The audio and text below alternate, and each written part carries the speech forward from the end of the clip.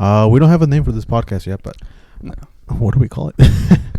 The nameless podcast for now. For now. We don't have a name for it. I'm Jerry. This is Jesse. We're gonna go over Champions League. I don't know if there's anything else you want to say. No, we'll start off with Champions League. Then we'll go down the importance of the tournament because in reality, Conference League, it's just like a participation trophy at this point. It is, and it's kind of crazy. They just started it too, and they're about to change the whole format next year. Yeah. So it sucks whoever did. West Ham first team to win it, and probably one of the last teams to win it. No, were they the first team? Yeah, West Ham won it last year. Oh, but I'm pretty sure it started last year. No, Roma. Roma? 2 years ago. Mourinho, remember? Yeah. I forgot he celebrated that, and he's like started bragging that he won all European competitions. He's won all three. The only manager to ever do it, dude. Dude, my goat. Yeah, Guardiola's never gonna go down to that level though. That was the difference. But yeah, let's start with Champions League. So the first match of the week was God, where am I? Well, it was Bayern and versus Arsenal, and then Madrid versus City. Let's go to the first game, which is the Arsenal and Bayern one, because I felt like it was a little less hype. Everyone thought that Bayern was gonna thrash Arsenal just because of the history of those two clubs facing each other in the past. Really? I felt like everyone was talking about how it was Arsenal favored and how they should win the game, especially because Bayern didn't have any fans at the stadium this week. They had hella fans either way. No, they didn't, because they were banned. They were banned, but I think there was a video on TikTok going around of showing there was like a section in the Emirates of nothing but Bayern fans yelling like their chants and everything. Oh, for real? So they were able to get in. I think they got in with Arsenal shirts. Ah, makes sense. But you really thought Arsenal had a chance? Like, I felt like they should have won this game, especially setting it up for next week in Alliance Arena, because that's a tough stadium to go to and win, especially on a Champions League night. Mm-hmm. Bayern haven't been in great form as of recently. They've been struggling in the league. They're about to lose the Bundesliga this week. Well, yeah, Leverkusen just needs one win and they win it. Yeah, so I'm assuming Bayern's just gonna rest all their players. And the other side, Arsenal can't rest players because they're pretty much in a tie between Liverpool and City and Arsenal. So those three are still fighting for the league. So it's going to be an interesting week of rotations. Arsenal might chalk it up the league. I don't know, dude. No, knowing them, especially those Arsenal fans, they've been talking more about the league than anything else. I think they'll rather chalk up the Champions League and go for the league,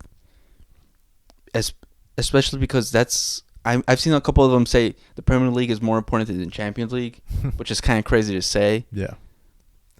But I don't think so. I think they'll rather chalk up the Champions League. But I think they'll go for on both days. I think there'll be some small rotations. I've been seeing some of them talk that they want to get Party in there this weekend. He played horrible when he came in. Yeah, but they're saying because I saw a lot of them make excuses of his match fitness, and that it's just rust, and that he needs to just play more games, and that he'll be better. But I don't think so. I think it's not been his year. I don't think it should be. Yeah. The consistency isn't there for him anymore. I remember when he first moved to Arsenal from Atletico, I really rated him, but I don't know what happened to him. Maybe it was injury proneness. He did join the AFCON. From there, he hasn't been consistent.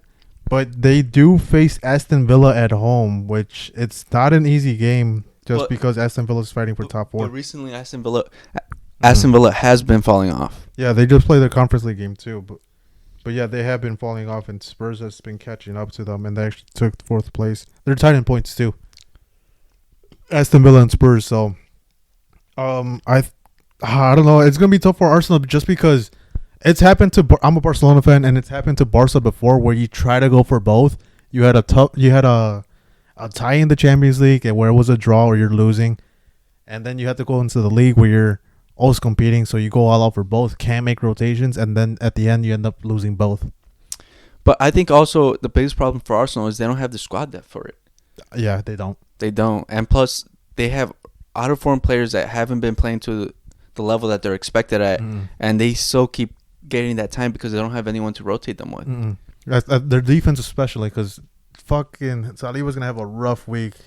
Well, Saliba has been exposed recently in the Champions League nights. I don't know if it's lack of experience or what, but against Porto he looked shaky, Mm-hmm. and against Bayern he did not look like. That was like a couple of mistakes he's made that he usually doesn't make in the Premier League. Yeah, So he'll get better over time, especially in these Champions League nights.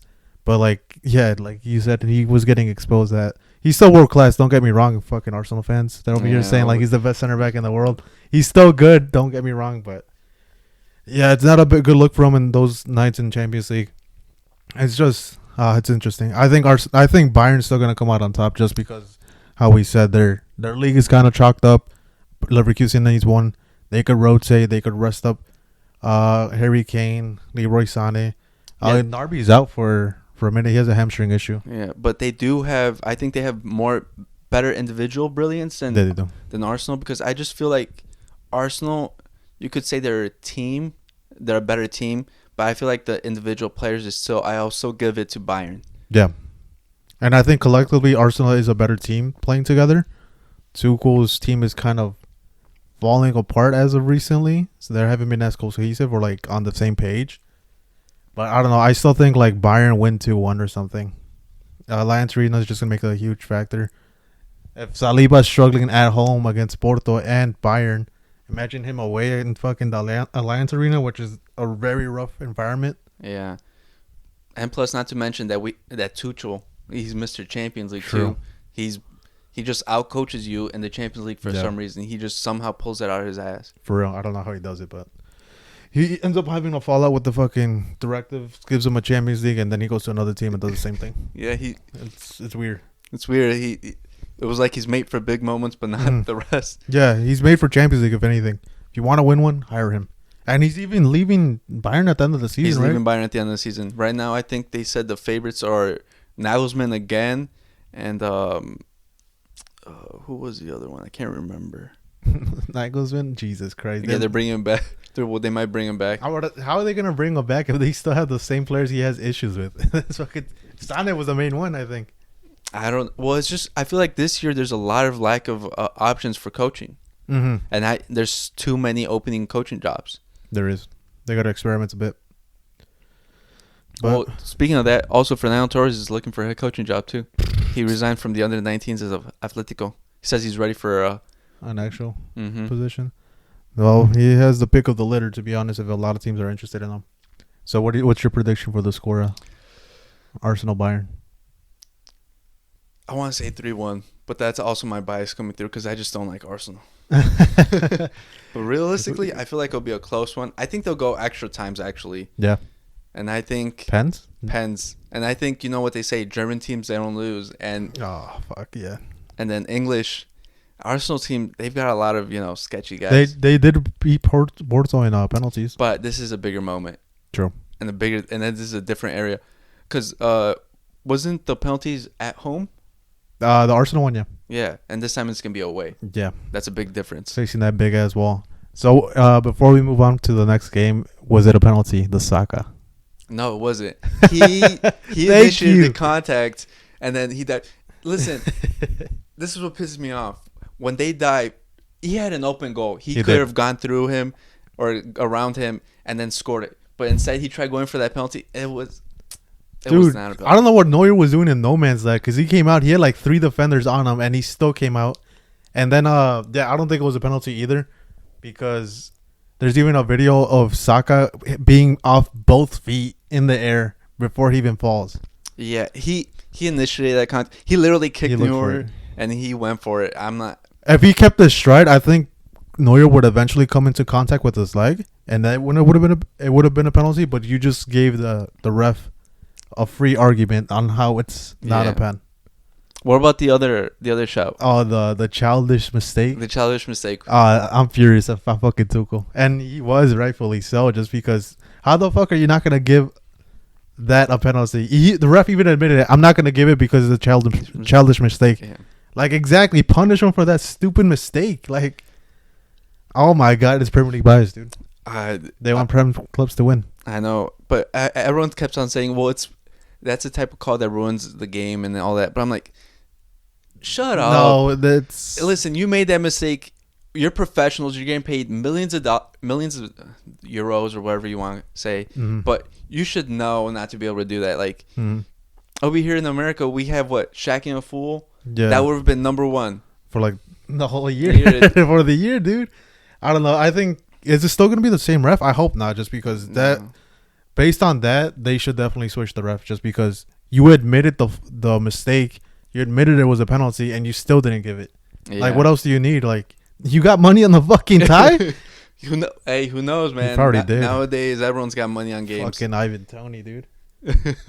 Well, a Jesus. future Arsenal player, you probably bet on it too. Oh, true. Hey, by the way, they should let players bet, though. On their own money line to win. I don't think they should be able to bet on losing. They shouldn't be able to bet on the Score a under. goal. Yeah, I think the only thing they should be able to bet on is their own money line. Like, fuck it, free money. But not the under. Yeah. I think that's the only prop that should be available for them. Like, just straight up money line for their team. Yeah. Nothing else. Like, no goals, overs, or unders. Just straight up their team to win. That's it. Yeah. Because I mean, fucking. it's getting crazy out here with all the betting. Yeah, sure. In baseball, Shohei Ohtani's innocent, but Well, yeah. Did you see how much his interpreter actually stole from him? how much he lost? 16.5 million. My He boy stole- did not have the locks. And then he lost 40 million because apparently his net wins were 140 and his net losses were like 180. Like, brother, you in don't have the 3 locks. in 3 Delete years, the app. He made 19,000 bets. Like, call the number. That's the time you call the number. No, that's crazy. Think about 19,000 bets in 3 years. No, dude, he's fucking insane. I don't know how many times you gotta be betting. Yeah, He was not off his phone usage was insane. take the time off, dude. But all right, coming back to soccer. Sorry, that little baseball rant is just insane. The next match on the same day was Real Madrid versus Man City. It's a classic, but I didn't like it. It's a classic, but I didn't like it. Bernardo Silva scores in the 2nd minute. Then Ruben Diaz own goal in the 12th minute. Then another 2 minutes pass. Rodrigo scores on the 14th. Then Phil Foden scores on the 66th. Then the fucking center back Guardiol. Forgot his name. I'm just crumbling now. Guardiol. Yeah. Yeah, I have his card. I have his number card. It's pretty sick. The World Cup one. No. And he scores a banger. And then in the 79th minute, Federico Valverde scores another banger. What are your thoughts on the match?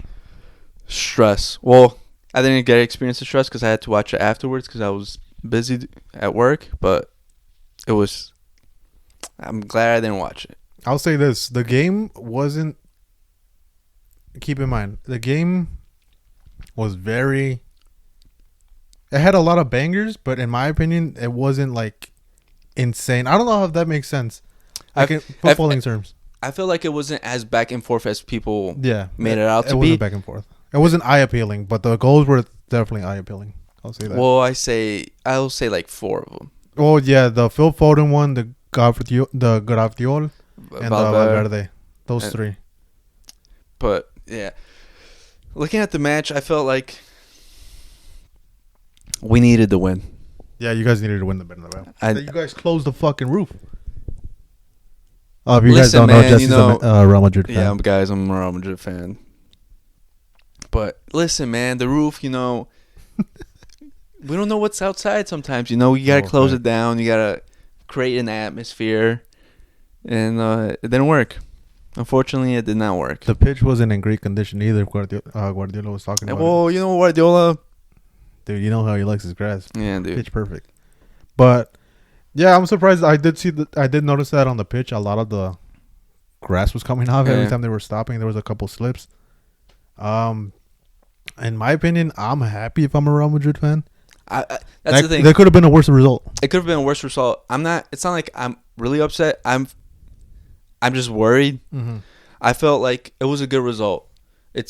We're not winning, but we're not losing either. Yeah, it would have been horrible if losing 3-0, or even just having a disadvantage when you guys were down 3-2. That would have been a bad result just because they have that upper hand.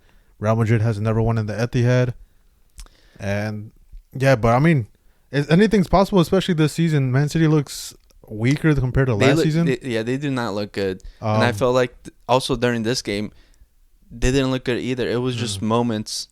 Phil Foden magic. Phil Foden, Guardiola? that goal he pulled Out of his ass. I don't know how he's not gonna recreate that moment. Maybe, dude. I've always said it that he's a really good ball playing center back. You would have never predicted that he was a center back the way he controls the ball Yeah. and passes. But the thing is, I say the biggest thing is Holland. What happened? Where'd he go?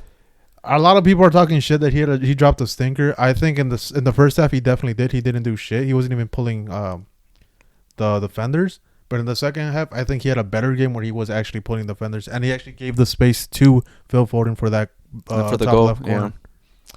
I feel like So in that sense, I think he'll probably come out stronger in the second game, knowing that he has that ability to actually drag Rudiger and Tchouaméni. They're both on his ass. well, but next game, Tchouaméni not available. That's what I'm worried about. Why not? Accumulation of yellows. He did get the second yellow. Yeah, he got in the first minute. The foul. They just I didn't see the first minutes of the game. I was No, I was doing my literally thing. 40 seconds in, yellow immediately out. Oh no wonder that was that meme with the guy just getting chucked by Yeah. Tchouaméni in the first second of the first game. minute he got the yellow. He's not available. So that's gonna be a big blow. That's what worries me is that They're gonna have to play Militao. that's the thing. That's a big deciding thing because he's available, but Mhm. so they're gonna test him out this weekend Mhm. against Mallorca and see how To knock off the rust. knock off for us, see how he's looking, and depending on how it looks, he might play Mhm. against Man City, but if not, they're gonna go with Nacho, and that's just he's just Nacho been, has his moments, but on occasion he does become reckless. he's just not been it this He's not what he was entire last season. No, or like he's a just couple not seasons good. ago. And I feel like that's the biggest trouble that I had with Madrid this January, that I wanted a center back Mm-hmm. because we literally have no center backs. Mm. Alaba injured. I mean, that was just barely Militao coming back. injured. I can't. Next one is probably gonna be Camavinga if you guys don't go with, or even Tony Cruz as center back. But fuck, it's just a defensive liability. Just because not many people know this, Tony Cruz is a fucking cam. He started off as an attacking midfielder. Well, for Leverkusen, he was also playing left mid. Yeah, so he's an attacking player. Like he doesn't have the best defensive capabilities, but Yeah. I don't know. You're probably gonna have to pull something. Ancelotti's gonna pull something out of his ass, and probably I think he's starting Nacho, dude. Like there's no other way. I think he starts Nacho too. Like yeah. Unless Militao somehow miraculously comes back, I say minimum 70%, Yeah. it's Nacho. But continuing on the game, I felt like our stars didn't have the best games, Mm-hmm. and the only star that really did do well was Rodrigo. And for some reason, Carlo Ancelotti took him out and put in Brahim Diaz, which I think was a mistake. He should have taken out Jude. Jude did not look good at all the entire game. Bro. He hasn't been good since the turn of the year. No, I don't think that's true. People say the GA hasn't been there, but a few of those performances he was really well. I'd say recently he has been doing well, and I don't know if it's because of lag of fitness, because he has been dealing with the shoulder injury the entire game or the entire season. Like since the beginning of the season, he came down on a bad fall, and yeah he still has that sling on his shoulder. I think. yeah he plays it with it in the game. You see he looked kind of bulky, but I don't know if that's part of it or it's mental fatigue. Yeah. Because he hasn't been playing at this level. Yeah. Even at Dortmund last year, like when it came down to winning the league, he couldn't be on the pitch. Yeah, and plus it's also he's getting used to a new position because at Dortmund he wasn't playing this advanced. He was more of like an 8, I want to say, and now this season he's been playing as a false 9, Yeah, he's pretty sort much of a center 10 forward. He's playing the fucking the Hullet role. Yeah, so and then a lot of people were getting on Vinny's case saying that he didn't have a great game, Yeah, but I feel like he picked his moments. So yeah, he did give out 2 crucial assists and that's more that can be said for a lot of players that are considered world class. Yeah, to be honest, he did he end up getting assists like in the score sheet? Yeah, he got the Rodrigo assist, and then he kind of caused the Ruben. Well, Diaz he got the Rodrigo deflection. assist, and then he got the Federico Valverde. So it was a quiet game for Vinicius. That kind of did save his performance, but I mean it's enough for the tie. Yeah. So that's all you could ask for. And if you look at it, I think he tied up Messi's assist numbers in the Champions League knockout stages. Already, Yeah. it's all good, bro. But he's sadly gonna get sold from Madrid. No, at the end of the season. That's also the thing that's been coming out, that who's going to play at the left, because Mbappe is coming in. It's like pretty much 80% sure he's coming in. Which I'm still not sure about. He dropped a stinker yesterday, but Yeah. yeah, I honestly, if Vinicius sounds like the most reasonable sell, Well, I think Rodrigo is like that unsung hero that Benzema that's like putting in that extra work, like pressuring defense, pressuring. and he could play multiple positions Plays at multiple a all positions. high level. Like, cause Rodrigo could play on the right side, but Vinicius can't. Yeah. So That's the thing. I'm worried about selling either of them to make space for him. And if also you think about it, if we do get Mbappe next season, how is it going to play out? Because right now we still have a surplus of midfielders, and if by adding Mbappe, Bellingham's going to have to drop down, yeah, and who are we dropping? yeah. And then it looks like they're re-signing Cruz and Modric. Well, Modric is still up in the air, but I say Modric's still 50-50 because he still has offers from Saudi, MLS, and then also his boyhood club are trying to get him back. So so what's your prediction for the next leg? I'm assuming Real Madrid win. I don't think it's going to be as high scoring as this one again. Mm-hmm. I think it's going to slow down a lot more. I think Guardiola tends to play these knockout games, do or die ones, a little bit slower. Mm-hmm. I'll say 2-1. 2. Madrid, of course. I say 1-1. They go to extra times, and fucking a defender for Man City scores the game winner in extra time. Really? Yeah. I don't know. From a fucking random ass corner. I'm calling it, dude. I think that game does have potential to go to extra times, potentially even penalties. It all depends on City. Like I said, they've been in a weird form since this season. KDB plays, I think fucking Man City wins 3-0. He's the fucking heart of the team. He's the one that unlocks Haaland's fucking Really, true potential. I think that's true. But also, I feel like when KDB's on the pitch, he brings down Foden's level because he doesn't allow him the keys and the freedom that he usually would play without him. Yeah, he's playing on the half spaces that normally De Bruyne plays. Yeah, so I feel like if you do put De Bruyne, Foden goes out the picture. I wouldn't be surprised if fucking Guardiola starts playing with a 5-3, 5 in the back, 5-3-2. Phil Foden and Haaland on top. Foden has his liberty to go wherever. What's it called? KDB is another cam. And, yeah, just 2 other fucking midfielders. But what I think is going to be the win backs. I know that. I think the biggest difference to the team sheet for next week is going to be is if Kyle Walker is fit or not. Yeah. Because either way, I think they still did good without Walker. Really, I was looking at it, and I feel like a lot of the chances that were coming through were just because of blind pace, and that Rodrigo and Vinicius took advantage of Akanji just not being catch up to him that wouldn't be available if Kyle Walker was there. Yeah, definitely true. Yeah, because if you really watched the game, they were attacking the left side. That's where all their fucking attacks were coming from. Because they Madrid wasn't pushing up Carvajal as they usually do all the way up on the right side. He did pop up on occasion, but it was mostly like just building up the attack from fucking Rodrigo and Vinicius and just linking up those plays. Yeah, it kind of looked to me like they just abandoned the right side and used it to just abuse the left side. Abuse the left side because they saw that Kyle Walker wasn't there and they went with it. So, I don't know if they risk it and play Kyle Walker because like. Another team that's battling for the Premier League title. It'll be his 4th in a row if he wins this year. They're gonna go for that as well. It's just too much to risk. That you don't want to fucking play him too early and then he risks another fucking injury. Yeah, but I gotta say, I feel like you know who needs to step up? Rodri, because the past couple of games he hasn't been the best midfielder in the world that people have been saying. Yeah, he hasn't. He definitely hasn't been scoring as much, but. Can't really expect that from a fucking CDM all the time. I do think he's missing fucking Gundogan. He is. I feel like in the beginning of the stage of the seasons, he was showing off being that one-man hub in the midfielder, carrying everything. But I feel like it's gotten to him and fatigue has gotten to him. Yeah. And now he can't be that one-man hub anymore. He needs someone there to help him. And I don't think that's available to him because I look at the team sheet or like even the squad.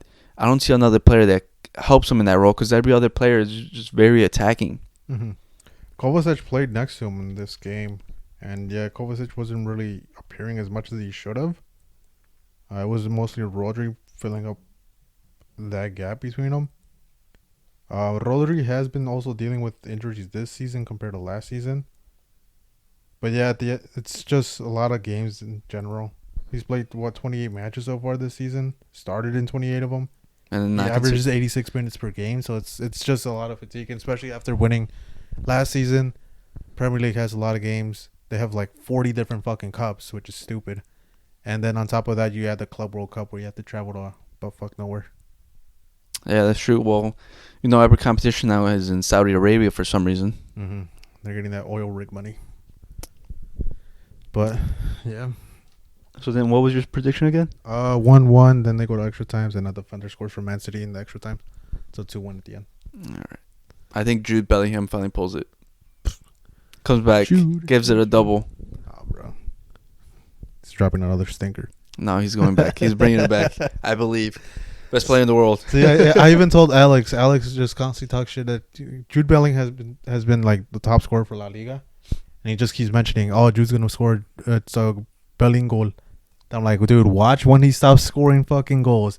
He's gonna be exposed that he's just an average fucking midfielder. Not average, but no, I think that's especially what's gonna happen next year. The casuals are gonna be like, "Oh, he's gone down and all that." Yeah. But I feel like this season he scored that many goals is because the system allowed him to be able to be in those positions. I don't think he's going to be scoring as frequently next season as he has been this season, especially because he's going to be dropping down. But I feel like he'll still get his occasional goal. Yeah. And don't get me wrong, I do rate Jude Bellingham. I think he probably is the top candidate for the Ballon d'Or right now. Him and Phil Foden. Phil Foden's been having a great season. But yeah, I think once he settles into that role, because he's still, it's kind of that confusing part now. Because it's happened at Barcelona with Sergio Roberto. He's a CM. Got converted to a right back.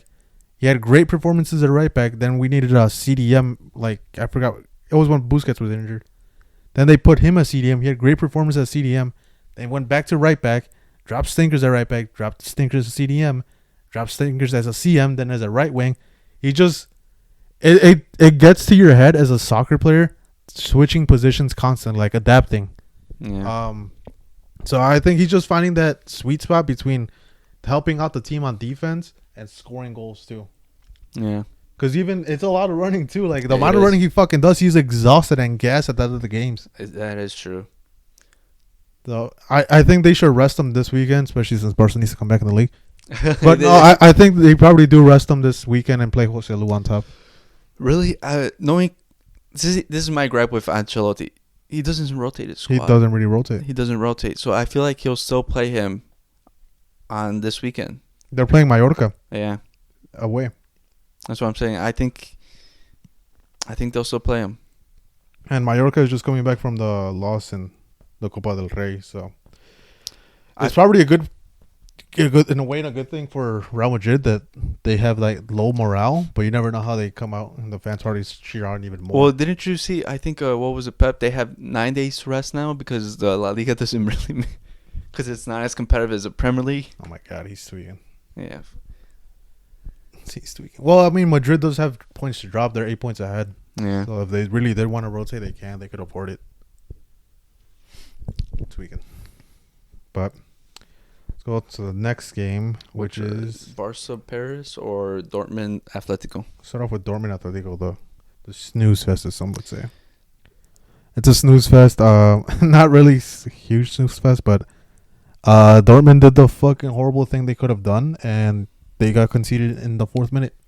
Yeah. By a fucking, I think it was a bad pass, and they pretty much gave away a free goal. Rodrigo de Paul scored in the 4th minute. Came the 32nd minute, another defensive error. And Samuel Lino scored in the 32nd. Then eventually Dortmund fought back, and Sebastian Haller gets an 81st minute goal to stay alive in this game. What are your thoughts? Did you end up watching it? I did. I mostly ended up skipping it because, like you said, it was kind of boring. Yeah. But that's what we expect out of Atletico Madrid. Yeah, dude. Especially if you give him the lead after like the first 4 minutes. Like, you already know what's happening. It's shock, dude. He's fucking parking the bus. Yeah. Yeah, I thought it was an interesting game. I had this game on the side screen when I was watching Barcelona. Yeah, once I saw the 4th minute, same thing. Dortmund did fight and they did create a couple of chances in most of the game once they conceded the second goal. The first goal, they were still struggling. They were still struggling on the first goal. So once the second goal did come around, they started adding more pressure and started building more on the attack. It'll be an interesting second leg because that goal that Dortmund did score kept them alive. If it would have been 2-0, I think I would have called it right now and said Atletico wins it. But it leaves it open to debate now on how Dortmund can play, especially with that wall. But the previous round, they did struggle with PSV, and they were playing at home when they had the advantage. So as long as Dortmund doesn't give up as much as possession as they did versus PSV, they should be good. Granted, Atletico Madrid is a better team now with possession. Before they couldn't have possession because they didn't know what to do. But with possession now, they are more threatening. So I think it'll be an interesting second leg to watch. One also, the atmosphere is gonna be, you know how it is. I think it's gonna play the biggest part. If Dortmund scores early on, I think the tie is completely open. They run through Atletico Madrid because in general, teams that play in the Champions League and play in Germany away, they struggle. Yeah, but I feel like the biggest thing that we've seen this season with Atletico is that they're not as secure in the back as they have been in the past. Mm-hmm. And I feel that's because it's a stylistic change that Simeone has been having. This past couple of seasons, he's been trying to change the identity of the team. Because I feel like he's realized there's a cap or a ceiling that gets hit whenever that style of football is played. Yeah. And now he's trying to raise the club to a new level. And now it's just growing pains that he has to get through. And I feel like the squad is still in the in-between stages because there's still some players that are from the old style and the new style, and they're clashing sometimes because I feel like there's a disconnect in the team that can be seen. And I feel like there's, like every other Atletico team, there's an over-reliance on the attacking player to create something out of nothing sometimes. Yeah, there is a lot of that. And I feel like this season has been relied upon a lot on Griezmann. And I don't know if he can keep it up at all times because he has been great this season. I feel like it's been great bounce back ever since coming back from Barca. Mm-hmm. He's been, I feel like, at a new level. Not as in scoring goals and things like it, but creatively. Yeah. And at crucial moments, he will give you that goal. Especially the scene this season against Real Madrid where he scored that goal against us for the, what was it? The Copa del Rey. No? Yeah. Copa del Rey? Yeah. Yep. Yeah. It's definitely a struggle. Especially Simeone had to adapt to that just because before he had to become a park the bus team just because he didn't have the crucial pieces he needed. Like they weren't a super talented team. And also, he was just up against a really great Real Madrid and Barca teams that just he could never compete with in talent wise, and that's the only way he could survive in such a tough situation. Yeah, they had to straight up just outrun everyone. That's their main thing. It'll be interesting. I feel like we've seen this tie before. Have they faced each other before? Pretty sure they have in like group stages or something. They might have. Looking right here, it was back in 2018, and that was not a good result for Atletico Madrid. They lost away 4-0. But also, I feel like back then it was a different team. It was different teams. But I feel like also Dortmund, I feel like it's like become a revolving door at coaches recently. There has.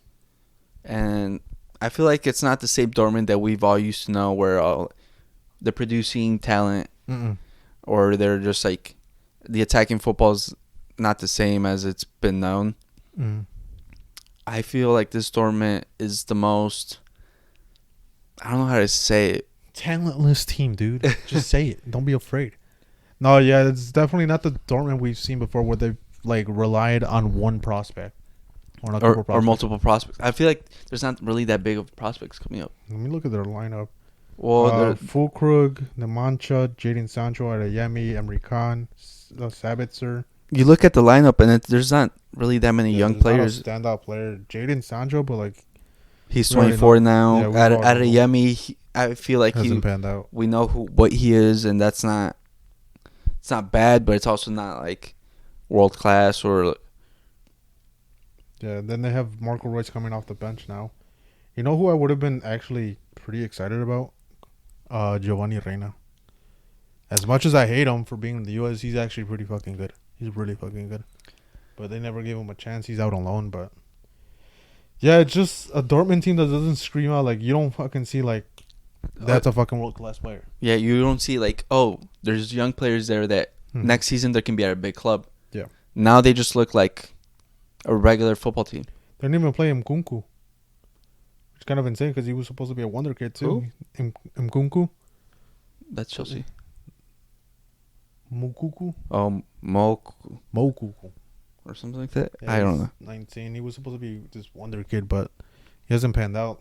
So, yeah, they haven't been really developing players as much as they did. Well, at least this season. Keep in mind, they lost Jude Bellingham last season. That's true. So, they're kind of just in, like, this weird spot. I'm even surprised they're in this fucking part of the stage in quarterfinals. Same. But I also feel like, I think in general, all the clubs in Europe have it's not as the same level as it's been in seasons past. Mm-hmm. I feel like everyone's taking a step down and we're just like recovering. Yeah, we're in this fucking post-Messi Ronaldo era, so. Yeah, because, I think we've talked about it before where we're in this weird part of soccer where there's no standout player. Like, everyone's been, like, predicting, like, oh, this is the next big thing, this is the next big thing. But we have yet to see it since Ronaldo and Messi. Like, Yeah. Like, name one player right now that's, like, the best player in the world. You can't. Like, the Ballon d'Or is a fucking... Well, everyone will tell you It's a coin Mbappe, but Mbappe is... Mbappe is an interesting thing. I think I don't know. He's a really good player. I'll say that. He could be on occasions, he could become the best player in the world. I feel like he has the talent in the world, all the talent in the world to become the best player in the world. But I feel like he has off the pitch issues that have prevented him. And on the pitch, sometimes he lacks that motivation. Mm-hmm. Like, later on, I feel like he wasn't motivated today. I feel like because of his arguments or his disagreements with Luis Enrique, he lets it get onto the pitch, and I feel like that's the biggest problem. Yeah. But, like, this... I don't know. There's not that many, I would say, world-class players going around. I feel like everyone's just, like, they're good players, but they're not, like, how they were before. Yep. But before we go on to the next game, what's your prediction for Atletico Madrid and Dortmund? I think Dortmund goes through. Really? What's the score? I think they make it through 3-1. I say Atletico wins 2-0. 2-0? They shock them. After all I said, that the crowd atmosphere, everything. I think they'll have the composure. I feel like the only reason why Atletico would go through would be Griezmann. Yeah, Griezmann. I think, it's just an interesting thing. Because think about it. Dortmund has to go out and attack. Yeah. I think they're going to get caught up in counters and just fucking lose. But I feel like that's what they've always have to do because I don't trust their defensive backline. Who's? Dortmund. Dortmund? Yeah, exactly. They do not scream safety for me. They don't. Especially like this game, Matt Hummels. Yeah, they're still playing fucking Matt Hummels. Like the first goal, wasn't he the reason why they... No, that was a goalie, my bad. That was the goalie, but the second goal is like the two center backs. Keep in mind, they are playing Schlotterbeck as a makeshift center back, but still, it's like just a weird situation. Which I'm surprised they didn't go with Emre Can. He could play center back, and he has played center back in the past. Like I said, I don't know. I don't even kind of know where their current coach came from. You don't? Well, no. I can't even remember his name. Edin Terzic. He came out of Dortmund. He's playing the youth levels. Really? Well, it seems like it, but yeah, they're in this just limbo. I think just talent. I think Madrid talent's gonna be too much. Defensive line's gonna be fucking deep as fuck, and they're just gonna get caught up by a fucking Griezmann insane pass to fucking Lodi or some shit. Yeah. So 2-0 for me, and going on to the in my opinion, the game of the fucking week. Barca versus PSG. Yep. Go ahead. I'll let you say the score, Jesse. People were doubting us, dude. People were doubting us. I was seeing all over Twitter. Listen. Or X. I'm not calling X. I'm never calling X Twitter. Me neither. You call it X, bro. That's what its name is. No, I was so upset. I really wanted Barca to get out. Yeah, I felt your tears every time Barca scored. I really wanted to get out just so I could rub it in. Especially because I wanted, to have Mbappe have that edge over Barca. Have that ego? Yeah. Have that fucking boost in morale after beating Barca? Yeah, but never mind. It lets me down. Oh, man. Yeah, it was a fucking interesting game. Barca scores first. But how about the celebration from Dembele against you guys? Fuck that rap. Now, in my opinion, I'll tell you right now, my opinion. Let me just go through the times it scores. Rafinha scores in the 37th. Then Dembele scores in the 48th. Barca breaks down and gets conceded again. Vitinha scores at 51. Mm-hmm. Then Rafinha again at 62. Yep. And then Christensen, 77. First ball he touches, back of the net from a header. It was a great match from Barca in the first half. In the second half, fucking Barcelona does what they usually fucking do. And they usually, this whole season, the whole story was conceding in the fucking first minutes of the whatever half it is. They've done it all season. Then Xavi made some crucial changes, and I'm surprised. I'm actually glad he did. And usually he waits on it, but he brought on Pedri. Pedri does an assist almost instantly. Then later on, he subs in Christensen, and Christensen scores from the corner. But he misses the next match because of the yellow, which is sad. Crucial. Mbappe got pocketed. Barcelona came up with a great plan to stop him. They pretty much forced Dembele and Vitinha to step up and score, which is probably the best thing he could have done. It's like in basketball. Like, don't let LeBron James score, make someone else score. Well, yeah, I think PSG has been for a while now. If Mbappe is not doing anything, they're not going anywhere. Mm-hmm. And, they did struggle in the group stages too. But, that's what he wanted. This is the team he built. Mm-hmm. He got rid of Messi and Neymar, and this is what he wanted. And yet, he proved everyone. Yeah. You could even see it too. There's like an imbalance when it comes to PSG. When it comes to the team. I don't know why the fuck they're... Like, Kimpembe is just like completely out of the fucking team. Well, I feel like Kimpembe, his level has showed that he's not what we all expected him to be. And he's a solid center back, but he's nothing more than that. Yeah. And now... But, I think the biggest difference was Hakimi not being there. Because they had... Huh? Do you think... Oh, yeah, they did have to play Marquinhos as a right back. Yeah. Definitely, because, you saw Marquinhos, he looked uncomfortable that he had to step out. Even though Rafinha still had to, almost, slide in and tuck in and play in the middle more with Lewandowski. Mm-hmm. But, yeah, Marquinhos didn't help. They ended up making a switch that pretty much brought Marquinhos back in the center back role, and they put Lucas Hernandez as a right back when he's normally a left back. So, yeah, Hakimi definitely would have made a difference. He's back in the next match, so I'm assuming they're going back with Lucas Hernandez and Marquinhos as center back, with Hakimi and Nuno Mendes. Dude, that guy's a fucking baller. He is. I feel like they have the best fullbacks in the world. They have the best fullback. But I don't know. They have such good players that it never makes sense that how it's so discombobulated as a team. Well, I feel like the biggest surprise was that Emery wasn't playing. Yeah, I was like, why? And then they even brought him on in the second half. But I was surprised, and I was questioning why that happened. But I saw why he did what he did. He brought Kang-in Lee, which he's normally a winger. Yeah, left-footed. He played Asensio too, which he really hasn't been playing all season. Yeah, left-footed too. You know what they did? They linked up Dembele and Mbappe on one side, then Kang-in Lee, or whatever. Dembele and Mbappe were either on the wing, then Kang-in Lee and or Asensio will come in the edge of the box, and they would be free. So they would drop the ball off to them, and they would get free shots with their left foot, which was scary because they got 3 or 4 of them off. Yeah, and Asensio, they always fucking scores those bitch ass goals against Barca all the fucking time. Dude, when it comes to Barca, those screamers just come to him. And I thought that was a fucking genius game plan. And I think they ended up catching on to it, and they ended up marking him pretty well. But you know why? So that I switched the game plan. It's because of shirt.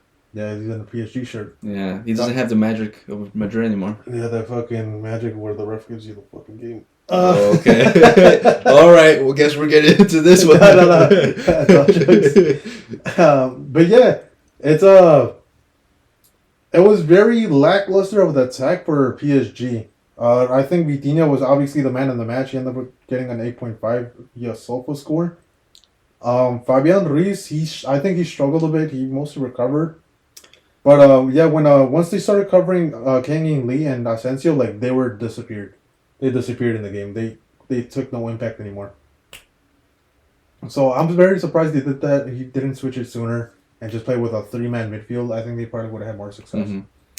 I feel like Luis Enrique's initial game plan was good, but I feel like it was always going to struggle with defensively. Mm-hmm. And that's what we knew once the team sheet came out, because you look at the midfield, there's really no defensive middle in there. There's not. And then the makeshift backline. And I feel like Donnarumma has not been the same Donnarumma of Euros. Mm. No, he had that really good Euro tournament, but I'm surprised that I didn't know this, that Donnarumma struggles to come out. Yeah. He struggles to go out. I'm like, dude, you're fucking 6'7", pretty much almost 7 feet. Like, just come out. Like, no one's beating you to that. No, he's like a old school shop stopper. He's a fucking Ochoa, dude, and Ochoa's short. Yeah, like, but oh my god, dude, like you're fucking huge. Because their first goal was definitely his mistake as well. I blame it on him. He came out and didn't get the ball. Like how? Yeah, I don't know. I wouldn't be surprised if they sell him Back to Milan. I don't know about Milan. They have Mainan. They'll do a switch, dude. They'll get Donnarumma back and they'll get Mainan. No, because the way he left, a lot of AC Milan fans don't like him. Yeah, they threw the fucking monies. Yeah, PSG fucking. Yeah. Took away. They had Barca on the ropes. Barca adapted. And came out on top and ended up winning the game. And now they have to go back in the second leg. I still think both teams score. I'm going to call it Barca wins 3-1. And Mbappe gets subbed out. You know what? I have faith in my future player. He's going to come out and show everyone that he's world class. That he might be the best player in the world. He's going to get a hat trick. Another hat trick. In the fucking COVID era, bro. Fuck, that doesn't even count. He playing in the backyard. No, it's going to be a hat trick. And I'll say 4-2. 4-2. Because I don't trust their defense at all. And I feel like they're going to go for goals. I think it's going to be another high-scoring goal. So they win by 1? They won by 2. Oh, no, yeah, they won by 1 in aggregate. In aggregate. Damn. Because, yeah. It's definitely an interesting game. Rafinha definitely fucking refined his finishing because he's been struggling with that all season. I mean, it's looking good because you guys are selling him this summer, aren't you? Yeah, that's why, dude. We're going to fucking bank. Saudi clubs, 100 mil, bro. Send that shit. In general, like I'll be happy if Barcelona makes it out of this stage. More money for the club and to their. Well, I think if you guys get through this stage, I think you guys make it to the final. They have to play Atletico, and we've been having Atletico's number. Well, I think either way you play Atletico or Dortmund, I think you guys make it through. Dortmund, dude, it's a fucking free one. I'll tell you that right now. Atletico, I think, will struggle more. Yeah, I think either of them, you guys make it to the final. And I think it's going to be crazy because it's going to be a El Clasico final. Yeah.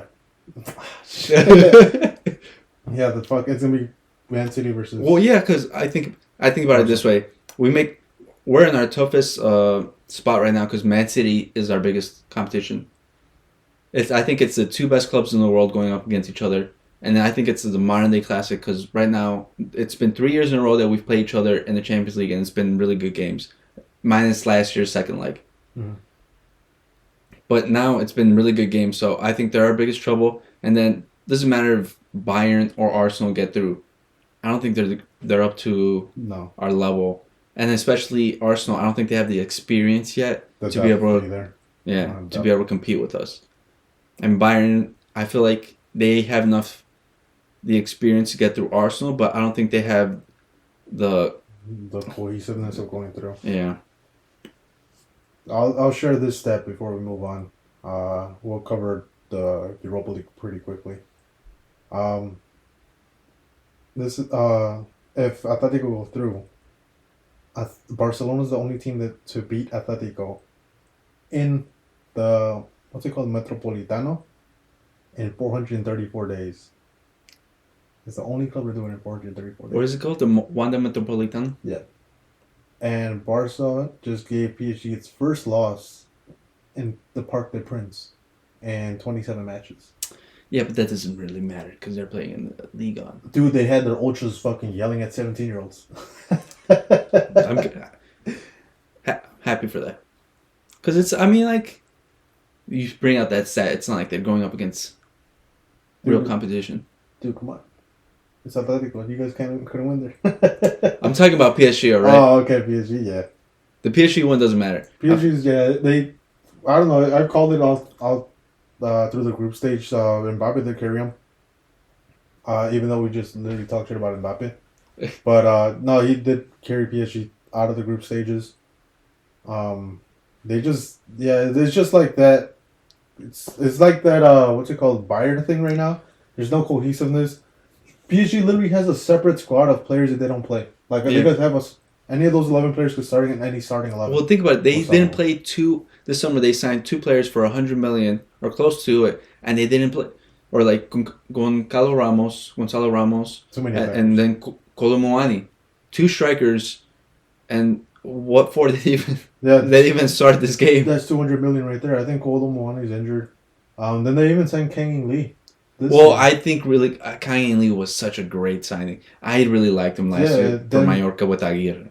Then I don't know. Like, I want to know who. Obviously, we know that Kolo Muani signed to PSG because Mbappe wanted him. Yeah. But who wanted Gonzalo Ramos? You think that was Luis Enrique? No, if Luis Enrique wanted him, he would play him more. Yeah. And especially now because he doesn't really play. Yeah, and now that him and Mbappe are falling out, I feel like he would still play him more and just to like, doesn't matter what you think, I'm in charge. Yeah. But he doesn't, so I don't know why they bought him. Yeah, it was a weird buy. Especially spend that much, so if anyone's looking for a striker, get fucking Gonzalo Ramos because he'd probably be a fucking bargain. Yeah. Then he forced the Neymar move he forced him to sell him. What I'm surprised is why did they let go of Verratti? Because I feel like he would brought balance to that midfield that they really lack. That's the fucking number 6 they need. But yeah, PSG is kind of just in a shit show. A lot of them the president wanted to make Mbappe happy. That was their main focus. Trying to convince him not to leave. He brings any player he wants. But in the end, fucking all that for what? Nothing. And now I think PSG's going to be in a rut when it comes to Champions League next year. Because they're winning the league this year. Next year will probably be more competitive, but I can still see them coming out on top. Especially with now that Luis Enrique will probably have full control. When Champions League, they might even get knocked out of the group stage next season. Really, I feel like next year there can be a better team without Mbappe. Because I feel like they'll have if Luis Enrique is still in charge and he gets control of the team, I feel like he'll be able to build them to be a better football team, similar to like Arsenal, where the system carries them. Yeah. I feel like they'll be similar to that next season. Yeah. I agree. So what was your prediction? You said PSG 4-2, right? 4-2. So Barca. Mbappe scoring a hat trick, Asensio going in, shutting up those bro, so those fans. Shush us, and then it'll be called offside again. Dude, remember what was it, 2017, 2018 Supercopa de España? Yeah, those 2 goals. You had to go 9 years in the past. 7? Dude, I still remember that. It was a great day. I bet it was a great day for Asensio too. Now he's in the fucking bench. Dude, I thought he was gonna be World Cup. That too. We forgot Asensio signed for PSG this season. He signed this season. Well, he was a free. Yeah, on a free, and he was pretty much guaranteed a starting spot. Well, it was funny because he signed on early on, and so they guaranteed him a starting spot, and then they just signed everyone. Yeah, that's the whole file with Mbappe happened. And plus, also next year we forget Emery, another year of development, and I feel like it's gonna be his team. Yeah, and I think he's really good. Yeah, Emery's like probably one of the best midfielders. So there's a lot of really. Oh, and also they get Xavi Simons back. They do. So they might be actually. If he dangerous. doesn't leave, but yeah, I could see them keeping him. I don't see them selling Zaire. No, I mean not Zaire. Xavi Simmons. They could cash out and get it like at least 70, but Really, I feel like they'll get 100 plus. maybe. Think about it. Chelsea might give you 300 million for. If they gave Modric for 100, they might give him 300. Yeah. We'll talk about Chelsea. We'll talk about something real quick. But let's go over the Europa League. I don't know if you want to go over the scores. What was it? Because how long have we been? Oh, it's 50. 57 minutes. All right, we can still keep going. But Leverkusen, West Ham. Leverkusen won 2-0. 2-0. That was mostly second half. Was that expected? Expected? Yeah, I expected Leverkusen to win. Yeah, best team in Europe, right? In my opinion. Yeah, with best coach in the world too. Honestly, yeah. They're unbeaten in all three levels, right? Yeah. In all competitions.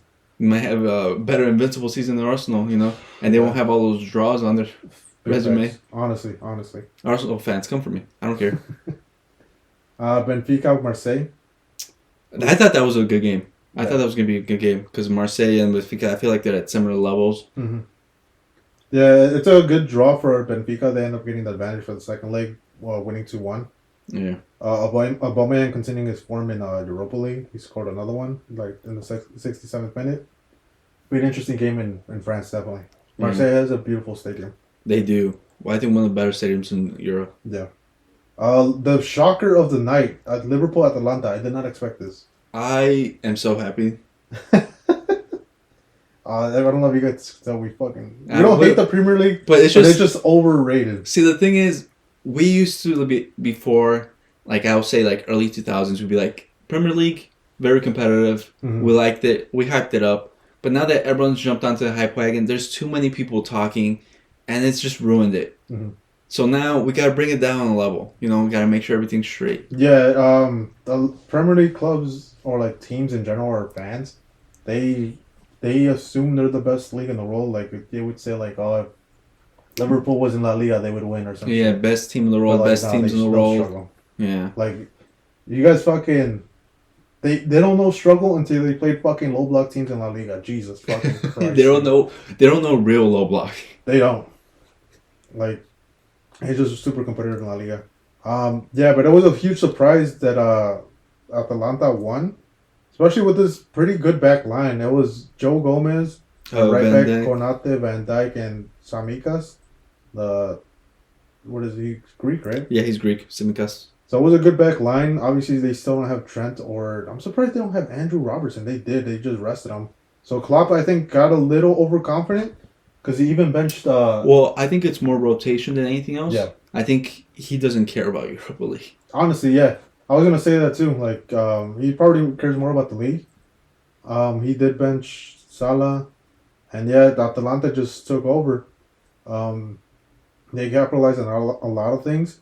But I did want to talk about one thing, which was Cody Gakpo has yet to receive a lot of criticism from the world.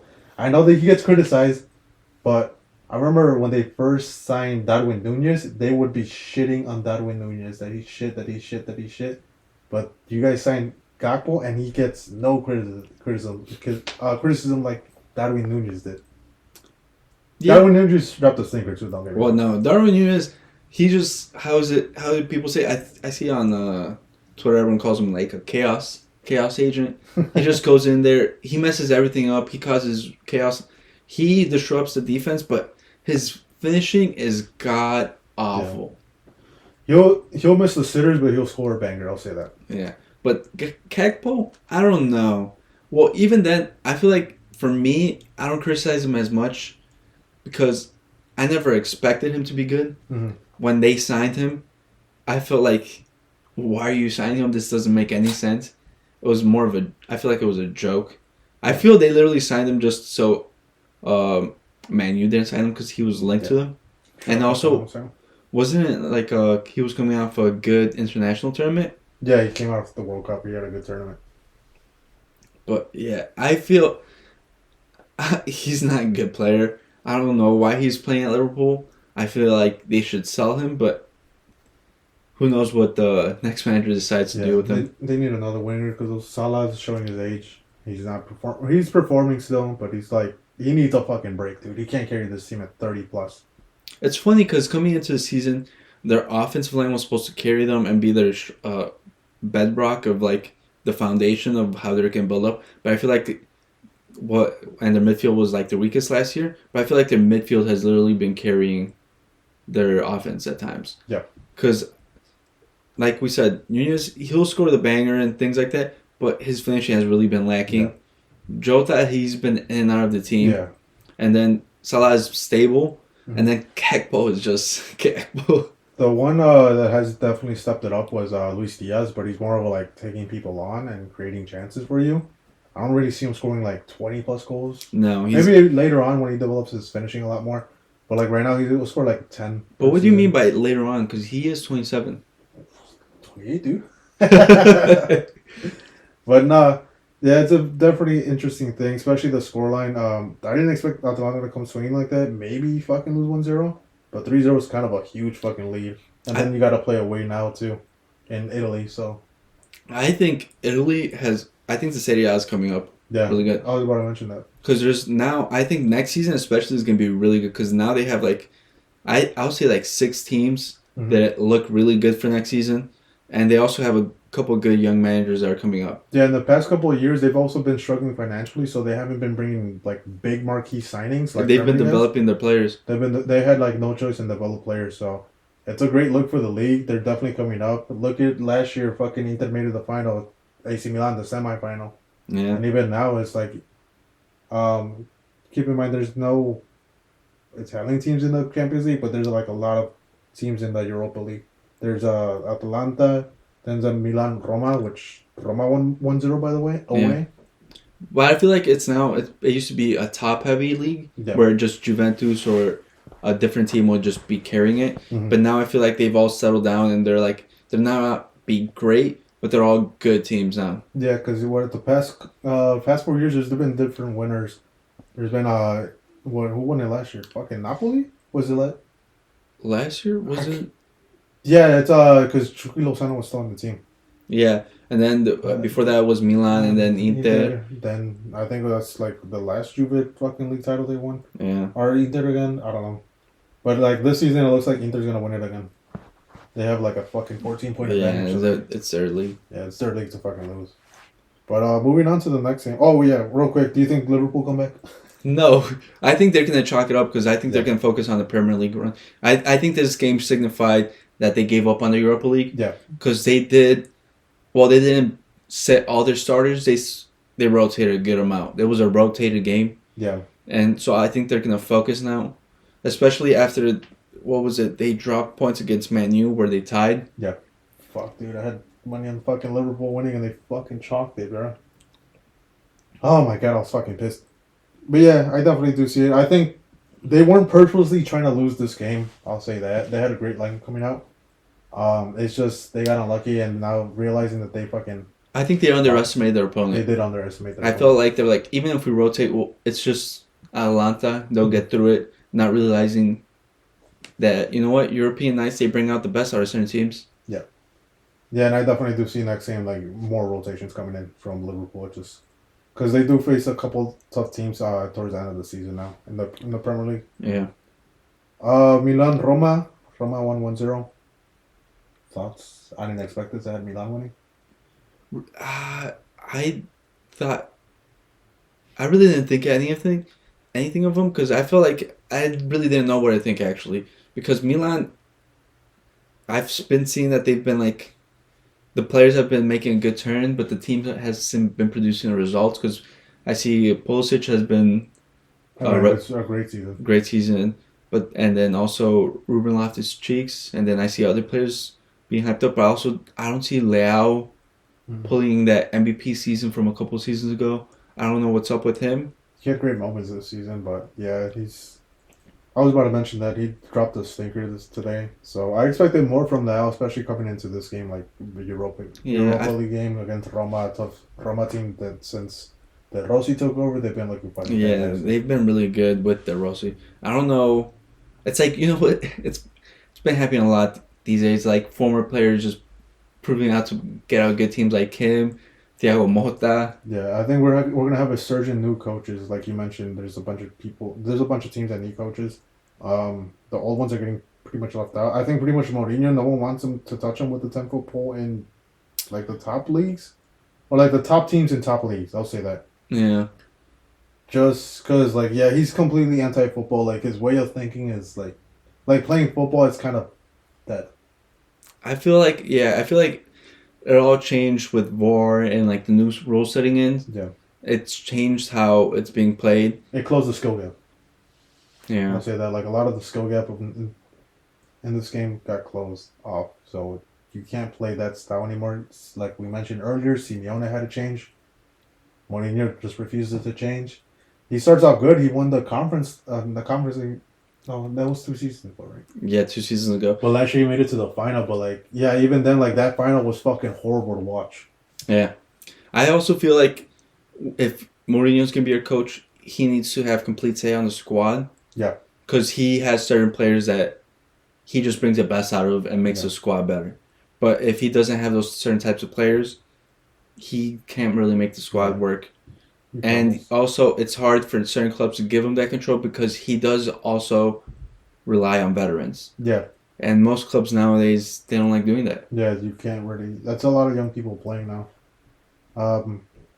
Yeah, like to develop a talent with him. It's kind of impossible. Yeah, it's hard. He hasn't really developed talent. Mm-hmm. Or like, well, I wouldn't say developed talent, but young players have been coming up. Like, he hasn't brought up any young players. Like raw young players, like he can't refine their skills and like make them better. Yeah. So it's real quick. Conference League? Yeah, we'll go over that real quick. Olympiacos won 3-2 against Fenerbahce. Oh, Fenerbahce. You see all the drama they've had the past couple Oh, yeah, you sent me that clip. Go ahead and explain what happened. So, basically, Fenerbahce was complaining with they basically threatened the Turkish league that they were going to leave because they were trying to get... because they had an overabundance of, like, schedules for this game, so they were trying to get, like, it pushed back. Because they had the Super Cup against Galatasaray like right before this game. Yeah. And they were threatening the league that they were going to leave it because they're like, can't they put it at another time because they want to be tired for this upcoming game. They're like, they want fresh legs. And they basically denied it. So they fielded their under-19 team against Galatasaray and then they conceded like the first minute and then they just walked it off, conceding the game. Yeah. And then today they lost. Yeah, it's kind of insane. Yeah, I think it's come to that point, like I mentioned earlier too.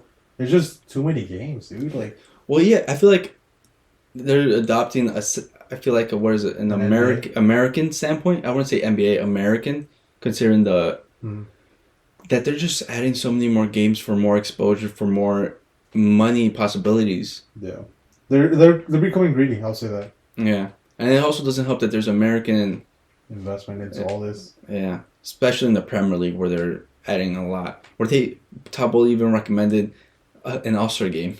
Yeah, I was like, nah, bro. That'll be cool, like in the off season, but like now there's not even an off season. The off season is like there's no off season. Like 3 weeks. Look at it this summer. There's gonna be no off season. There's gonna be Euros. There's gonna be Copa America. There's gonna be all these tournaments. Olympics. There's gonna be no breaks. So yeah, I think eventually we're gonna have.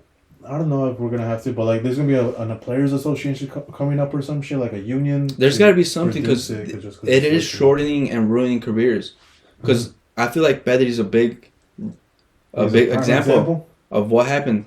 What was it? COVID or 2020 or 2021? He played like 80 games and he fucking dead in the Olympics. And it ruined his body. Yeah. He's ever since then he's had injury problems that don't go away. It's not good for the young players or any player in general to be playing this many games at that level now. At that level, and especially it's not like they're all just like in one country. They're traveling around the world, and it's a lot. It's a lot of mileage on their bodies. Yeah, it's a lot of stress that hasn't. I don't think it's been studied to this point. Oh my god, I almost got a banger. I don't think it's really been studied, but yeah, Pedri's a prime example of that's going on. I think even now, that's why the Mbappe situation hasn't been resolved with Real Madrid. He wants to play the Olympics, you mentioned. Yeah. So he's trying to work that into the contract because Real Madrid doesn't want any other playing. Yeah, and no, he doesn't. They don't want to release any French players. I think there was also, I can't remember, there was I think Lens. Correct me if I'm wrong somewhere, but I don't think, I think they also agreed with Real Madrid. They said if they're not going to release their players, why should we release our players to the Olympics? Yeah. Like, it's a lot for these players. Yeah, and a lot of people are trying to abide by that. Even Barcelona came out and said with Kubarasi, the 17-year-old center back, it's rumored that he's going to be called up for both the Euros and the Olympics. Mm-hmm. And they told him, like, no, tell him Pick one. pick one. And even I think a lot of the Barcelona players even came out and said that. And I think Yamal is the one that came out and said that now he's only going to play one, so he's going to have to decide which one he wants to play. Yeah, because I feel like, especially Barca has been a prime example again of like being struck with it with like Gabby too, because he's also played a lot of games. There's a lot of these young players coming up. They've been playing a lot of games. Yeah, to get an ACL surgery at fucking 18 or 17 is just fucking absurd. Like, your fucking ACL should not be blowing out. Obviously, there's like just unfortunate situations, but if it's from overload, like no, you gotta stop that. Yeah. Just fucking absurd. And oh my god. Was that all the Europa League matches? Or the conference ones? Oh, Conference League. There was Olympiacos, Fenerbahce, I believe. What was it? Fenerbahce, Olympiacos 2-0? Yeah, Fiorentina tied with Victoria Pilsen. And then there's PAOK versus Club Bruges. Bruges 1-0. 1-0. And then there's Aston Villa versus Lille, which Aston Villa won 2-1. All right, pick right now a winner of the Conference League. Who's winning the conference whole thing? Well, isn't that the thing? There's some more people dropping down? Or am I wrong? No, I think. No, yeah, this is it. This is it? Mm-hmm. After this is semis. Semis. Well, let's see. I'll put Fiorentina to go through, and then... No, to win the whole thing, Jesse. Gotta pick it right now, dude. You have $1 billion. This is your lottery. This is my lottery. All right. What are you putting your money on? You going with the Premier League bias? I'm trying to go against it. I'm trying to pick any other team but Aston Villa because they're probably the favorites. See, I feel like if Lille wins that game, I feel like they'll be the favorites, but I'll go with Fiorentina. Fiorentina? Yeah, Fiorentina's a good shout. Yeah, because if Fiorentina wins, they have to face Bruges or PAOK. If Villa and Olympiacos win, they face each other. Nah, I'm gonna go Aston Villa. I think the money's gonna end up playing that role. No. English. It's gonna be an English tournament, dude. No, never. I'll cry about it like fucking Bazinga did. Alright, bro, it's a new tournament. Like, relax. Hey, man, it's European competition. Yeah, like, shut the fuck up, dude. Like, you're crying over that shit? I don't even think the players are crying over that. I don't know. I don't know. Yeah. Yeah, I think Aston Villa wins, but well, it's also Emery, so he might just sack the league and go for it. Yeah, dude, he's won what? How many fucking Europa Leagues? Like 3? Yeah, he might come for the Conference League next. Man, he's so fucking. That's what That's what's gonna happen. European merchant. He's gonna go for the Conference League, and then he's gonna purposely drop down from 4th to the Europa League spot so he could compete in the Europa League and win the Europa League with Aston Villa. No, but if you win the Europa League, you get an automatic qualification to the Champions League. But that's there's a new fucking format. So no, but that's next season. Yeah. I'm telling you, no. This year he's gonna win the Conference League and he's gonna qualify for Europa League, and then he's gonna win the Europa League with Aston Villa, and then he's gonna quit because he doesn't want to do Champions League. Yeah, he's been fucking proving that, man. I don't know why that's his fucking crutch. Well, I don't think it's a joke, but I think he actually does do well in Champions League because if you look at with Villarreal 2 years ago, he brought him up against Liverpool, and they were winning. They were winning. They almost got through, and they took him pretty far. Yeah, but he also has the biggest bottle job of history, remontada. Yeah. So, but no, yeah. In general, I think Emery's a good rated coach. But I think that's just PSG identity. True. They have no history. But yeah, Emery's he's a well-rounded coach. Should get more respect. Obviously, Champions League bottles, but. Well, won a Europa League, dude. Well, if you look at it, all the good coaches are from Spain. We develop good coaches. They are. You can't take that away. They just get all our coaches. And I wanted to go and do something real quick. I saw a TikTok earlier. It's obviously an Arsenal fan, and you being an Arsenal hater, I'm asking you these questions. All right. Do any of these Man City players make it into the Arsenal 11? Here, don't say anything yet. Let me go to the team real quick. What the fuck is this team? Where is it? It's right here. Squad. We'll start off with goalie. Does Ederson get into Arsenal? Yes. Akanji, What position? Right back or center back. Just they're natural positions. I'm not gonna change it up. center back? Probably not. No, I'd say no. Nathan Ake. What is he? Because he does play Yeah, left he back plays- or Again, center back or whatever. Even left back. I'd say Left he back starts or left back because they don't have a good. Kiwior has been playing decent Mhm. recently. He's been playing a good level, but I still don't think he's a top level left back. John Stones, Yes, Kyle Walker, yes. Ruben Diaz. I'll take him over. I'll take him over Gabriel. I would. Guardiola. Yeah, 100%. Arsenal fan said he wouldn't take Ruben Diaz. He said he would take no defender. I'm like, dude, that's what you're fucking lacking at center back. Yeah, that's crazy. Right. Not a single center back. We'll go to center mids. Not Oh, a single. Who's their backup center backs? Tomiyasu. Well, he's And also he's their backup right back, back. left back. He's a nacho. Yeah. What was it? Who got in? Timber. He's a good player. We'll see how he does next season. Yeah. Kovacic. Into the midfield. Mhm. Yeah, I'd say yeah. Rodri. Yeah.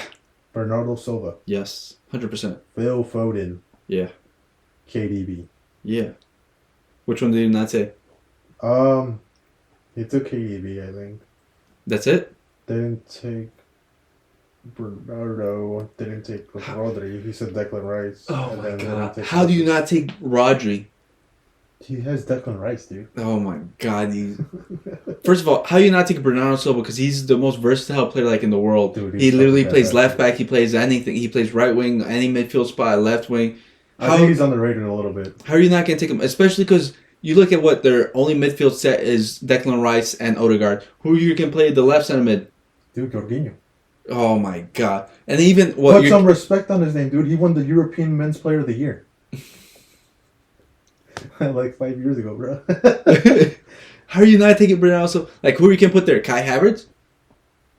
Failed experiment. That's why they put him back as a 9. A center forward, and he's been doing good as a center forward. I can't lie. Yeah, but they brought him as his left center mid, and he's not. That's why they sold Shaka. They put him as a left back too, bro. Give him a break. But all right, let's go with that's forwards. Jeremy Doku. Yeah, Martinelli's not that good. Damn. Jack Grealish. Yeah, Julian Alvarez.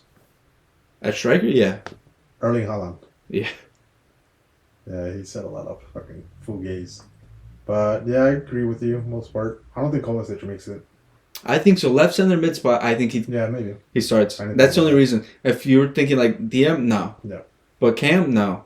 But that left center mid spot, right there next to Odegaard playing that role, I think he could play there. I think he's better than any option they have right now. Mhm. But yeah, that's the only reason I would say him. But besides that, no. All the other players, yeah, of course they get it. KDB over Odegaard, yes. Tend to be over everyone, dude. Yeah. Premier Foden? Player of the Year multiple times. Foden, yeah, he makes it there. And continue this Arsenal BS. No, just this Arsenal talk.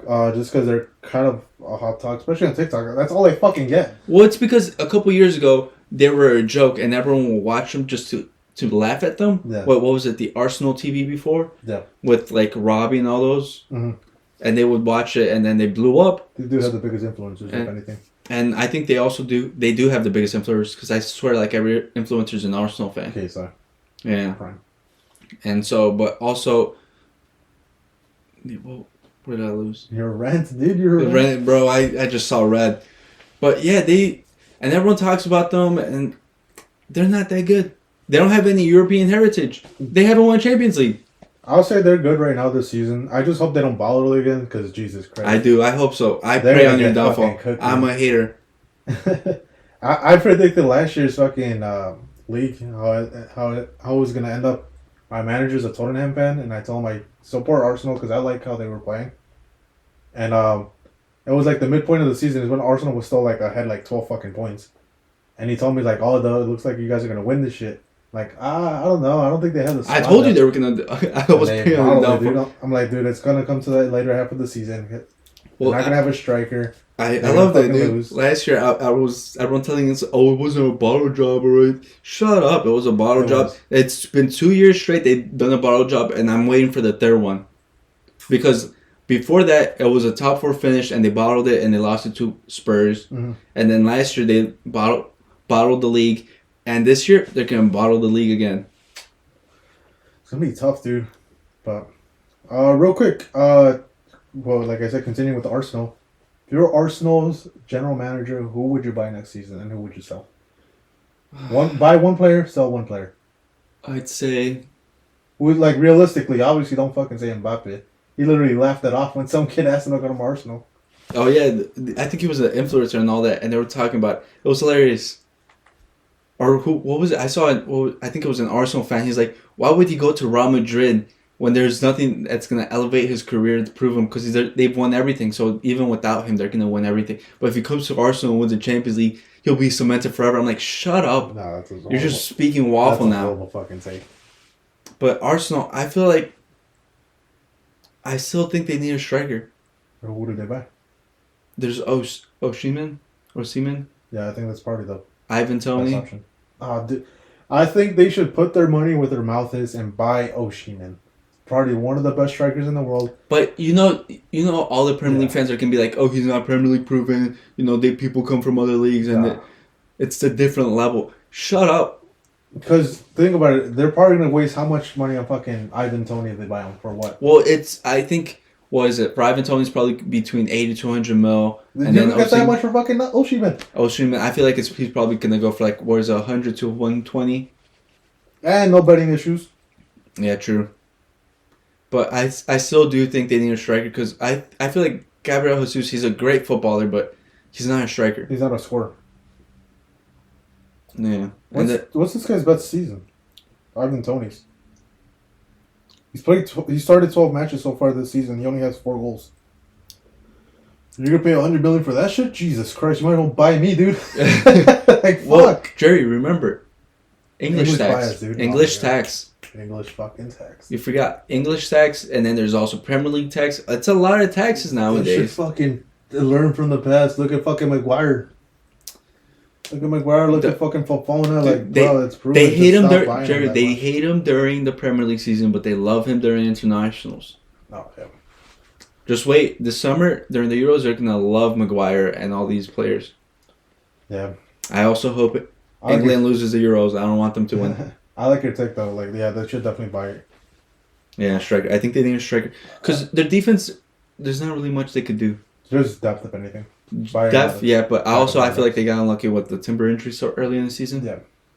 And then they're probably gonna sell Ramsdale. Yeah. So I don't know who they have as backup QB or quarterback. Quarterback. Quarterback. My backup. I'm thinking about the NFL draft in a couple weeks. Defender. But yeah, another goalie. Oh yeah. No, Back- Raya's good. I thought it was a great buy when they bought I him. don't like Raya. I think he's the same. I think he's just the same level as Ramsdale. Someone said he's from fucking the Grinch. But so who are you selling to fund that to get Osimhen? I said there's probably selling Ramsdale. I think they'll sell Party this No, offseason. One player. You have to pretty much you have to sell a fundamental player, like a key player in the squad. Who would you sell? That you're not so high on. I think you mentioned him earlier. Martinelli. Did you sell him? I'd sell him because I He's think Brazilian. He has that Brazilian tax too. he's Italian though. He's Italian. He's Italian Brazilian. Oh fuck. He's a Jorginho, but he plays for the Brazilian national team. Yeah, it's that Italian blood in him. He gets mixed up sometimes, you know. Oh, true. The talent that comes out of him.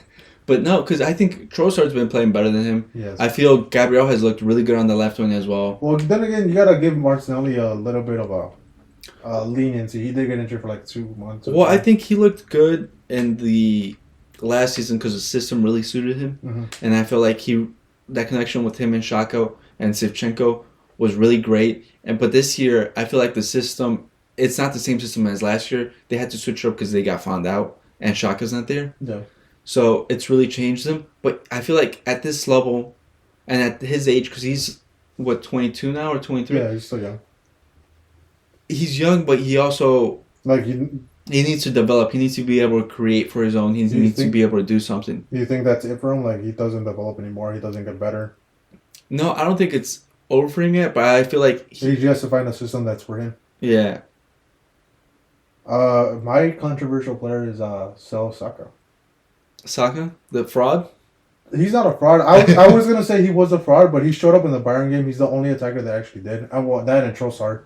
But Saka did show up when he needed to. But I mean, Stuck out his you, leg you for say like he an showed idiot. up. He showed up for one moment, but before that, And then he makes you, that stupid ass mistake, bro. but you also saw he was. It looked like he was thinking about limping. yeah, You saw he was the thinking about infamous limping. limp, dude. Oh my god, bro! Can't believe they exposed him for that shit. That he limps off every fucking shit class that And he drops. he's been limping a lot. He's been limping a lot. But yeah. If you, I don't know. Also Saka, because keep in mind too, like as it goes on, Arsenal hasn't been profiting from their sales recently. No. So they're kind of not in the hole because Premier League shits out money. But Well, his he- wages is like fucking high. I think he earns the highest in Arsenal right Yeah, now. they have high wages, and also think about it. Last summer, people might not think about it, but they spent a lot of money. 100 million for Declan Rice. Yeah. What was it? 60 million for Kai Havertz, Yeah. and then 60 million for 60 or 40 for Yeah. Timber, and then I'm not sure. Did they sign anyone else? Raya. Raya.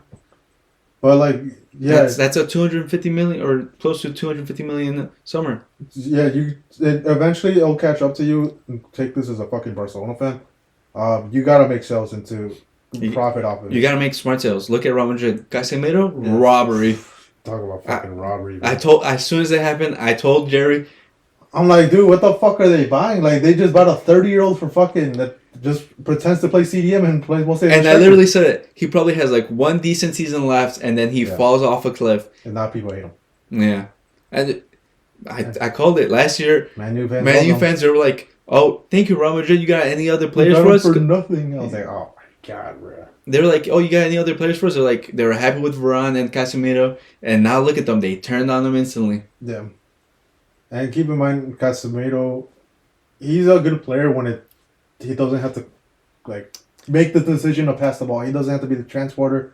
He doesn't have to distribute the ball. That's not his gameplay. His gameplay is to disrupt. He's a destroyer, and he fit perfectly with Cruz and Modric because Yeah. he knew what he had to do. He just had to He get just them the laid ball. it off the ball. He had just get them the ball and disrupt defensively. He was pretty much a third center back. Yeah. But what was I saying? Yeah, I say yeah, you gotta be. Arsenal has to be smart and sell someone. Because also keep in mind, Saka, how old is he? He's 22 years old. He's on 300K a week. Like, what else are you gonna give him? Yeah, no. When he wants a contract extension, you have to give him more money. He's gonna ask for more money. He's still young, so I think they'll never sell him. It's what they call him, their star boy. yeah. Yeah, they're not selling him. It's just fucking the wages is what's killing me. I think it's gonna end up biting him in the ass. I think they'll sell everyone else before they sell him. I feel like they'll sell before Odegaard before they sell him. And keep in mind, I'm not saying this just because I don't think fucking Saka's ass. I think he's good. As good as people say he is, like people are saying like he's the best player in the world. He's overrated, but he's good. I'm not trying to diss on him, but he's really good. But I feel like Arsenal fans, like any typical English fans, they overrate their player. Yeah, like right. He's 22 years old. Fucking relax. Like he's really good. I think he's on the precipice of becoming world class. Because there's not that many good right wings. Mm-mm. I think the only one above him right now is Salah. Mhm. And I feel like he'll eventually overtake him. But I feel like people are still like pushing it too far. The agenda of him being like the best player in the world and all that, like carrying Arsenal. I don't think he generally does that. I feel like he's a very good player that helps him, but I don't think he's carrying him at this point yet. So if you want an example, the Man City Arsenal game, like Arsenal, that was for him to fucking step up and score. Yeah, he disappeared 'Cause he was limping. If you think about it, like Man City versus Liverpool, like you would always see Salah fucking step up and fucking score goals for him. Like, I think it's a lot of pressure for him. I think his best move would probably leave the Premier League to fucking if Real Madrid doesn't get Mbappe, I think they get Saka. No, what do you mean? We got Hendrick. Or yeah, and you guys do have a lot of fucking players right now. But yeah, I think he should. Arsenal, if they were smart, they'd sell. It's just 300K a week. Next, you know. Well, you he got might go to. He might come to you guys if you think about it. Please, we're broke, dude. Exactly, Please, we're break fucking them. broke. Stop. Well, think about it. In a couple years, Mikel Arteta might come back to Barca, Yeah. and then he might want to bring back Saka. Yeah, it'll be an interesting, but yeah, just that 300K wage is killing. It's very killing because you guys want to renew him again? He's gonna go up to 400K. You guys want to renew him again after that? After like what 2 years he'll be fucking 25, 26?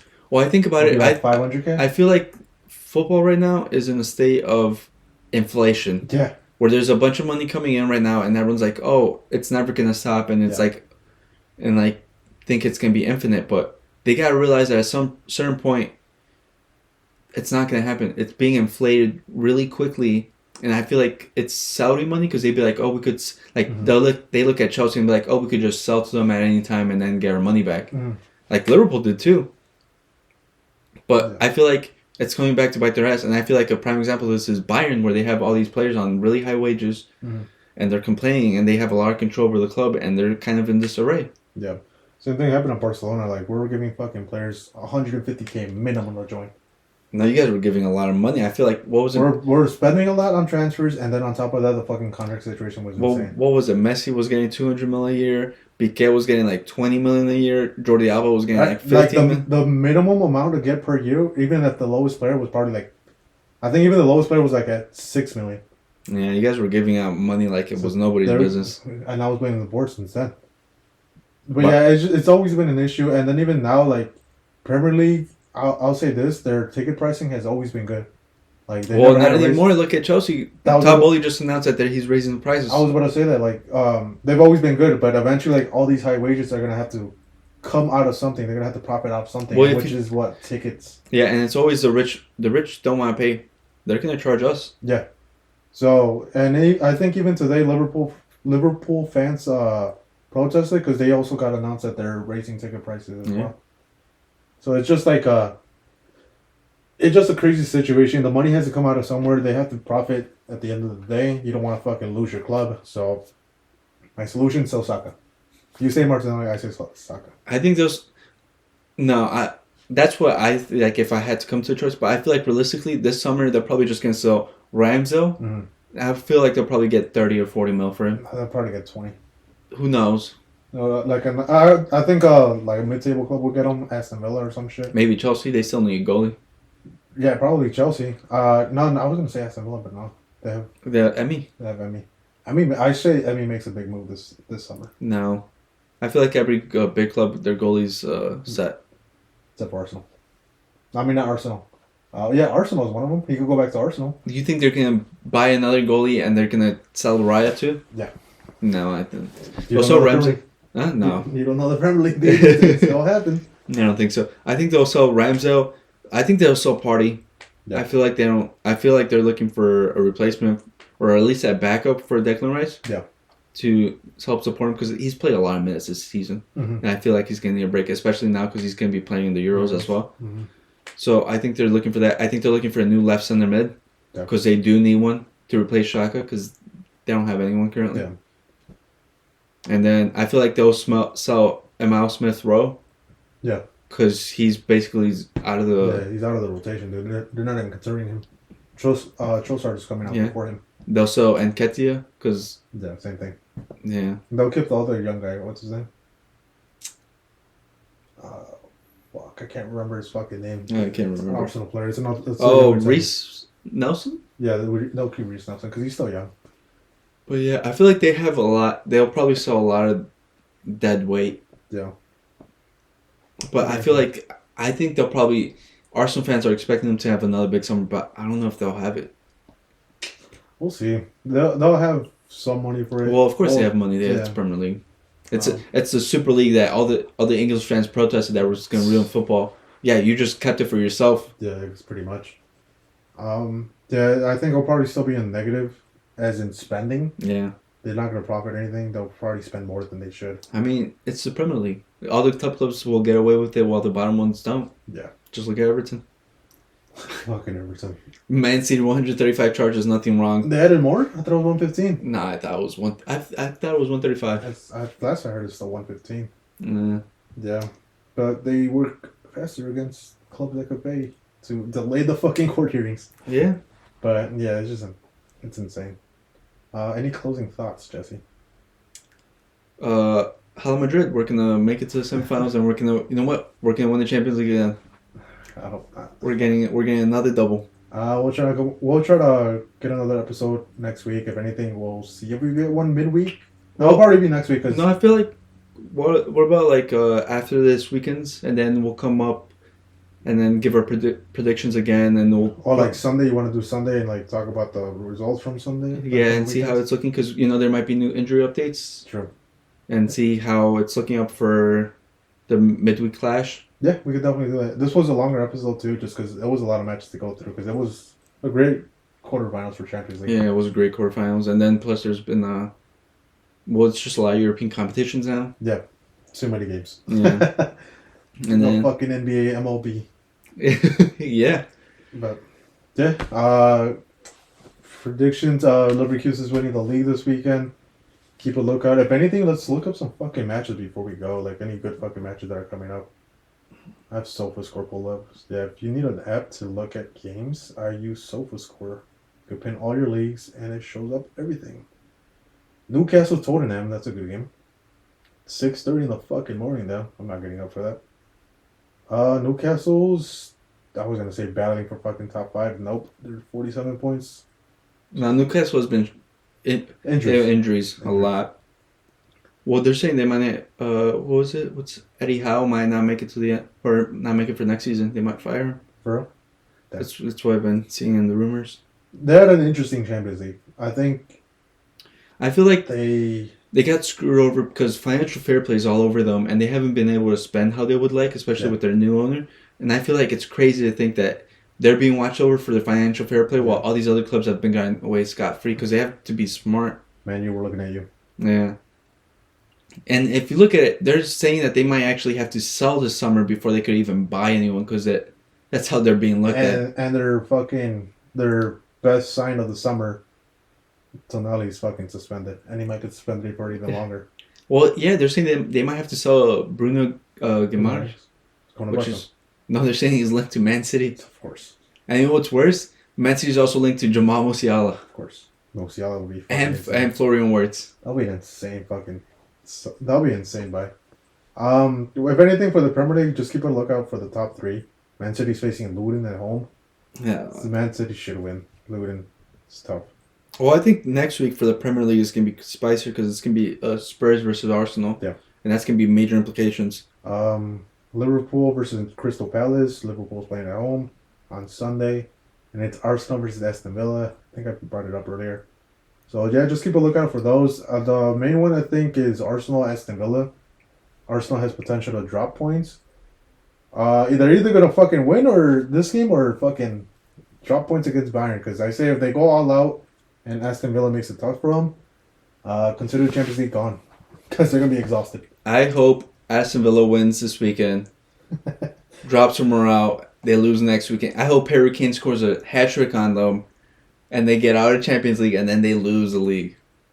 As far as La Liga, Barcelona's playing Cadiz away. Real Madrid's playing Mallorca. Yeah, Mallorca. They're also playing Saturday. Damn, they got an extra day. Barcelona gets one less day. Fuck you guys. Well, but Mallorca's a longer trip. True. So, I think Mallorca versus Real Madrid's a good game. It is. Mallorca's going to try to pretty much fight back from losing the Copa del del Rey in penalties, which was crazy, by the way. It was a great game. It was a great game, but fucking hell, dude. I think Mallorca I think they fucked up. I wanted Aguirre and Mallorca to win. Yeah. But I think they fucked up. I saw them celebrating that they won the penalties. I'm like, nah, they fucking lost. But I feel like the Mallorca game is going to be... It's a good idea of what's going to be happening in midweek. Yeah. Because we got to see how much Ancelotti rotates and who's going to... Because who has to play? Who do you think he rotates? Honestly, no one. Yeah, it'll be tough. Because I think he's probably going to play Tuchemani because he's not playing midweek. Yeah. So he should give someone else a break. But I don't know who's going to give a break to because that's not his style. If I'm Ancelotti, I'm rotating everyone from whoever played against Man City. You have to. You have to, dude. You have the points to drop, dude. But you know him. He's not. All true. You can't. If you think about it, you really don't have points to drop just because you fucking face Barcelona the week after. Yeah. So say they hypothetically they lose this weekend, they're 5 points, and Barca wins, they're 5 points up, and then they lose the next week against Barcelona, then they'll just be 2 point lead. Yeah. That's why there's nothing. I don't think it's gonna be tough to rotate. And also, if he wants to see how It's a tough situation. Militao's doing, he can't rotate too much because you can't just put him with a bunch of scrubs and see how he does. Yeah, it'll be tough. Like you have to put a decent lineup for him, try to make it as easy as possible for him, because you don't want to put because Militao has struggled with confidence issues in the past when he first arrived at Real Madrid, was making mistake after mistake. So you kind of want to put him in a good situation. Yeah. So be on the lookout for that game. I think if anything, I'm gonna watch that game. They play Saturday, 11:30 Central Standard Time. Check it out. If anything, Yeah, it can be a tough one. putting my money on fucking Mallorca. They're plus 400. No. But other than that, I was gonna say let's go over fucking Leon Max, but fuck that. No. We have two. There's a lot of games. Let us know what you guys do want to watch. We have yet to name this podcast. Yeah. Come up with the name right now. FC Barcelona podcast. No, never. Visca Barça. No. Well, we also got to come up with the name, and then what color is going to be our stuff? All blue and red. Never. I burn myself. If you guys do have names, because what the fuck are we gonna name this podcast? We have to upload it somewhere. We could keep it an open name. It's not permanent. Yeah, true. Arsenal haters. Arsenal. I don't want to say. I just hate Arsenal. I hate a lot of Premier League teams. I hate a lot of not teams. Let me get that out of the way. I don't hate Arsenal. I hate Arsenal fans. Okay. There you go. Do you like Henry? Not really, not anymore. Oh, never mind. He's very biased. God, don't wear red around Jesse. He's an Arsenal badge. He's fucking judging you, dude. No, it's because this is also the thing. The CBS sports show with Henri, Carragher, and Michael Richards, it's so biased and it's so Premier League sided that, like, even the Man City versus Real Madrid game, the aftermatch, they barely talked about Real Madrid. They talked about Man City the entire time, and then they barely talked about Real Madrid. Like, and then also they have no outside knowledge outside of England. Yeah, they were trying to talk about anyone outside. They're like, I barely know. Short segment. Yeah, get educated. Yeah. Like, I like Michael Richards. He's funny. He brings excitement to a show. He brings the energy. But get informed, man. Big facts. Get informed, dude. Turn on another league. Your CBS, you have the Italian league. Yeah. On your subscription. Fucking watch that shit. And apparently he did play there with Fiorentina. Like, come on. And also, you see him supporting Arsenal too. Who? Michael Richards. No. Oh yeah, he has that. He loves soccer. He loves Englishmen. Well, no, he said that he was a Arsenal supporter when he was young. Oh fuck. But yet he's still the Man City representative. Jesus Christ. I'm like, come on, man. Exposing yourself, dude. So real quick, name. We have to come up with it on the spot. We could cut this part out. If anything, we're gonna close this. We'll name it and when we drop it. We'll name it. We'll come up with a couple names. We'll see where we land, and then if we don't like it, we might change it again in the future. It's not gonna be permanent. It's a work in progress. Yeah, we'll tell you if it's permanent. But yeah, we'll try to drop an episode Sunday afternoon when the games are done.